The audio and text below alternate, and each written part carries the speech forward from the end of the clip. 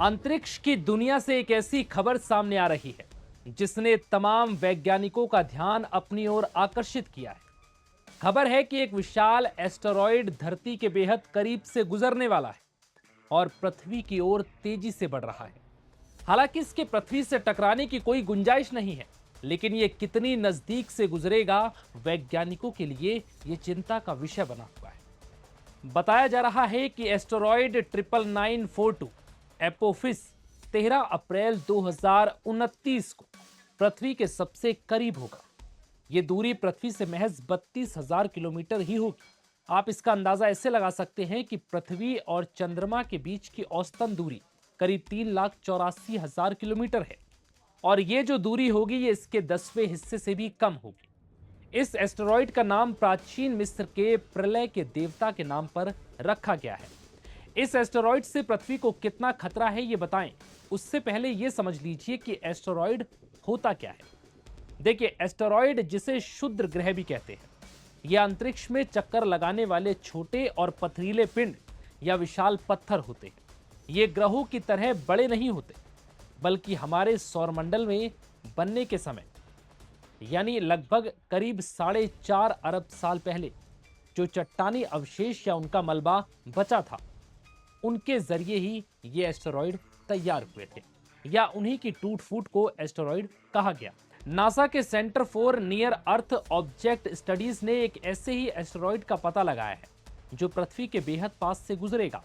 NASA के मुताबिक ये एक नियर अर्थ एस्टेरॉयड है, यानी इसकी कक्षा पृथ्वी की कक्षा से करीब से गुजरती है। इसलिए इन पर पैनी निगरानी रखी जाती है ताकि उनके रास्ते में होने वाले किसी भी बदलाव का समय रहते पता लगाया जा सके। अब यह समझिए कि क्या पृथ्वी को इससे खतरा है। अमेरिकी स्पेस एजेंसी नासा के मुताबिक इस एस्टेरॉयड के पृथ्वी से टकराने की कोई संभावना नहीं है, यानी यह सुरक्षित दूरी से गुजरेगा। वैज्ञानिकों के अनुसार हर साल हजारों छोटे और बड़े एस्टेरॉयड पृथ्वी के पास से गुजरते हैं और अधिकांश मामलों में किसी तरह का खतरा नहीं होता। तो फिर सवाल यह भी उठ रहा है कि जब पृथ्वी सेफ है तो फिर नासा के वैज्ञानिक इस पर पैनी नजर क्यों बनाए हुए हैं।